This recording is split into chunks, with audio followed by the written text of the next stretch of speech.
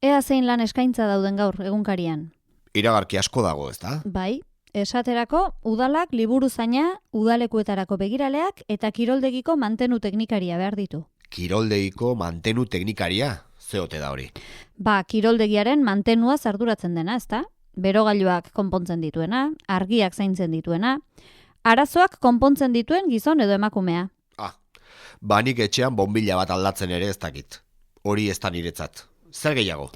Zaharren egoitzan erizainak eta zaintzaileak behar dira. Zaintzaileak pertsona zaharrak zaintzen dituztenak dira. Paseoan ateratzen dituztenak, garbitzen eta atontzen dituztenak, jaten ematen dietenak.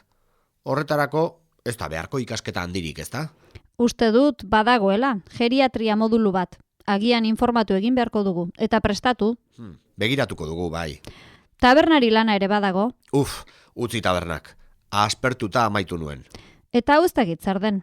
Maketatzailea. Hori herri aldizkarirako izango da. Maketatzailea da aldizkari eta liburuen diseinua egiten duena. Hemen testua, hor irudiak, han publizitatea, antolatzen dituena. Horretan ere ez dakigu guk. Eta ez dago gehiago. Nik orduan tabernan jarri duten iragarkiari erantzungo diot. Zein iragarki? Rock talde batek gitarra jolea behar du. Bai, horretatik biziko zarazu. Txoriburua.